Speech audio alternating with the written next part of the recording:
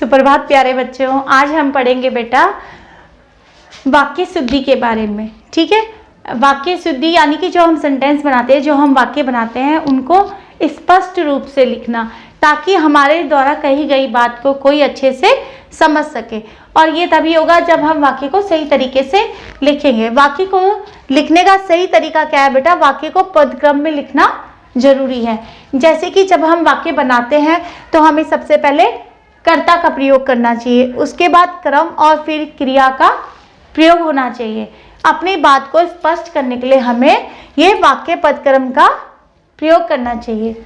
जैसे वाक्य के ऐसे सार्थक पदों का समूह जो विचारों को पूर्ण रूप से व्यक्त करता है, वह वाक्य कहलाता है।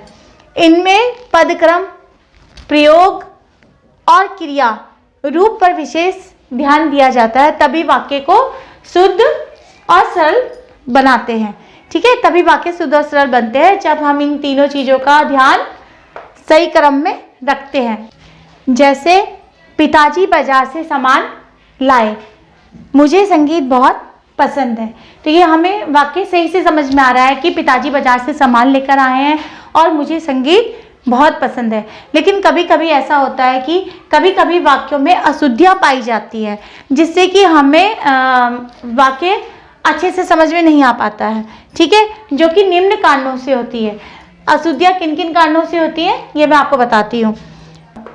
से संबंधित अशुद्धियाँ होती हैं, लिंग संबंधित अशुद्धि होती है, संज्ञा संबंधित होती है, कारक संबंधित होती है, विशेषण संबंधित होती है, सर्वनाम संबंधित अशुद्धि वाक्य में पाई जाती है।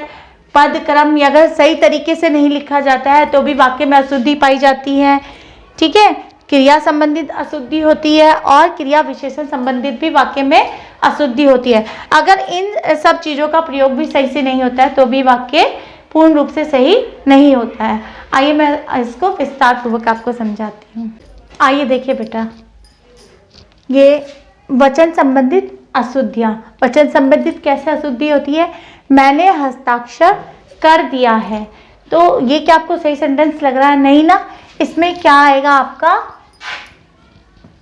मैंने हस्ताक्षर कर दिए हैं। ठीक है ना, मैंने हस्ताक्षर कर दिए हैं। अब आपका है लिंग संबंधित अशुद्धियां। राम लक्ष्मण और सीता वन को गई। ये तो नहीं बनेगा सेंटेंस। राम लक्ष्मण और सीता वन को गए, क्या आएगा आंसर? राम लक्ष्मण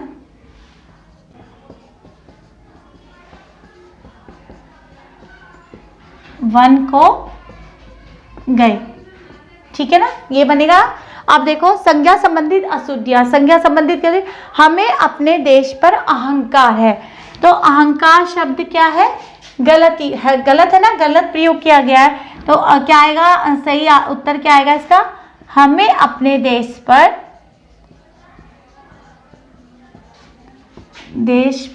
गर्व है। यहाँ पे गलत संज्ञा शब्द यूज किया गया है ना, तो क्या आएगा? हमें अपने देश पर गर्व है। अब आएगा कारक संबंधित अशुद्धियां। यदि कारक भी सही से नहीं यूज किए जाते हैं तो अशुद्ध वाक्य बन जाते हैं। जैसे सुमित छत पर से गिर पड़ा। सुमित छत से गिर पड़ा। छत से गिर पड़ा। यहाँ पे कारक का सही यूज नहीं हुआ तो भी ये सेंटेंस सही नहीं है। ठीक है, विशेषण संबंधित अशुद्धियां। मुझे भारी दुख हुआ। ये जो विशेषण यूज किया गया भारी, इसके बदले क्या आ जाएगा? बहुत। मुझे बहुत दुख हुआ। मुझे बहुत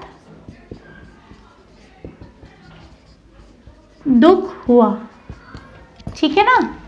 अब आगे देखेंगे नंबर 6 पे है बेटा आप लोगों का सर्वनाम संबंधित अशुद्धियां। सर्वनाम का सही प्रयोग न होने पर भी अशुद्धियां होती है। जैसे मैं तेरे को नहीं जानता। ठीक है, तेरे को शब्द यूज नहीं किया जाएगा तो क्या आ जाएगा? मैं तुम्हें नहीं जानता, है ना। अब देखो पद क्रम संबंधित अशुद्धियां, यदि हम शब्दों को अच्छे क्रम में नहीं लगाते हैं, यानी कि पद क्रम में नहीं लगाते हैं, तो भी वाक्य अशुद्ध होता है। जैसे भजन तुलसीदास रचित सुनाओ, तो पहले कर्ता आएगा, ठीक है ना, पहले क्या आएगा, कर्ता आएगा। तो इस क्या सेंटेंस बनेगा, ये क्या वाक्य बनेगा, तुलसीदास, फिर आएगा रचित, तुलसीदास रचित भजन सुनाओ, ये इसका सही वाक्य है, ठीक है।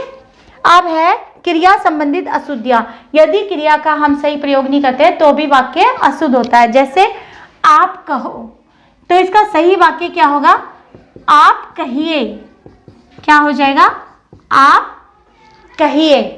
फिर है वह खेलना मांगता है, तो ये सही नहीं है, ये वाला क्रिया सही नहीं है, तो क्या हो जाएगा, वह खेलना चाहता है, वह खेलना चाहता है, ये सही सेंटेंस है, सही वाक्य है, ठीक है। क्रिया विशेषण संबंधित अशुद्धियां, अगर यदि क्रिया विशेषण हम सही प्रयोग नहीं करते हैं तो भी वाक्य में अशुद्धिकरण होता है, ठीक है, वाक्य सही नहीं होता है। जैसा करोगे उसी प्रकार भरोगे, तो इसका सही वाक्य क्या होगा, जैसा करोगे, क्या आ जाएगा, वैसा भरोगे।